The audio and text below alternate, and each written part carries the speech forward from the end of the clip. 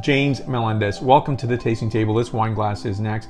This is a Spiegelau Champagne Flute. Stay tuned, I'll give my thoughts, perspectives, and point score on this wine glass.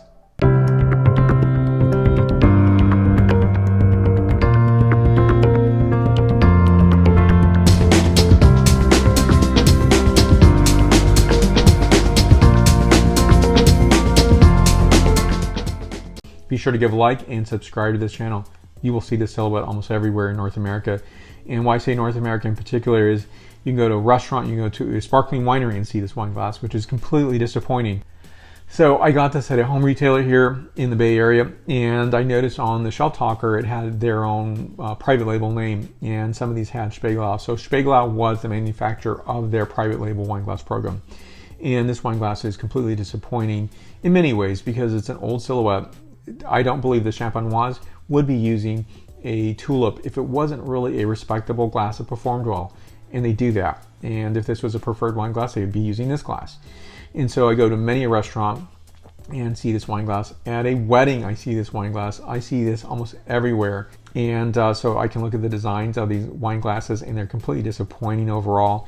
And so it's time to bring in this glass. This is a Riedel tulip glass, very respectable.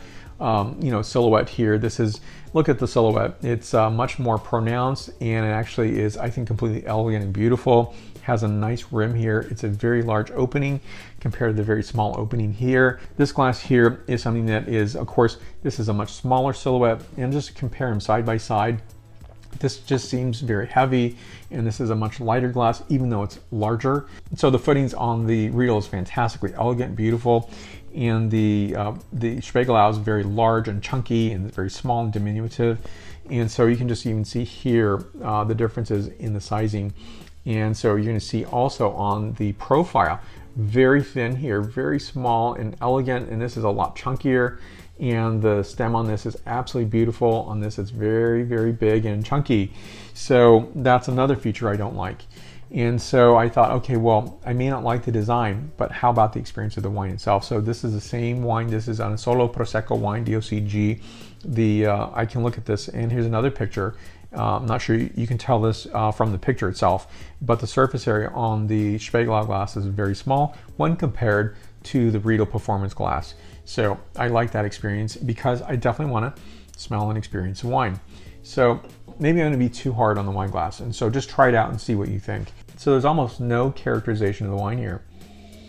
It's hard to get a fruit characterization. I really am not getting much except maybe a bit of seashell notation and maybe a bit of white floral note. Even that I think is an overreach necessarily. So let me taste this wine and see how this might express. But my concern is if I'm not smelling the wine, I'm not going to taste the wine either. So here we go.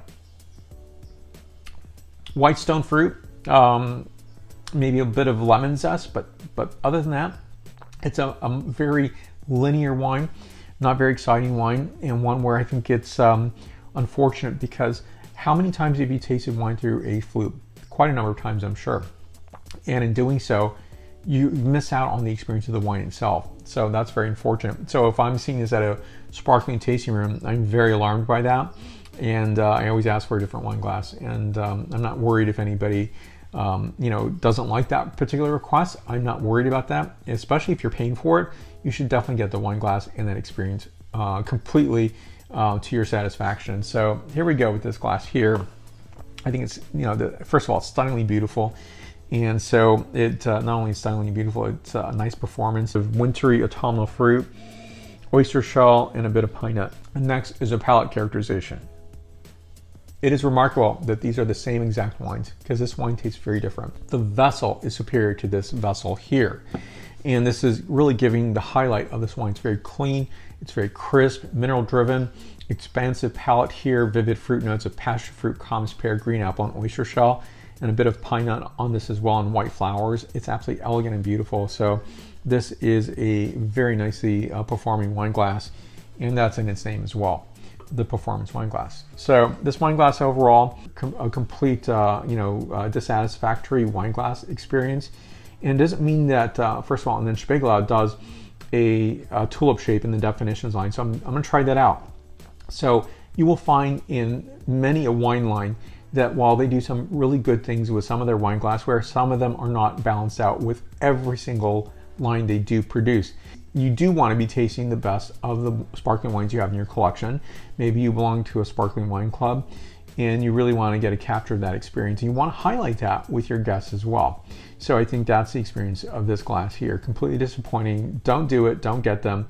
And you can try them out. If you have glasses like this already, be sure to get some tulips and compare them and see what you like the best. I think you might agree with me that you'll like the tulips even more so, and that you will stop using these glasses altogether. So thank you for watching today. I do appreciate it. I will see you in the next video review.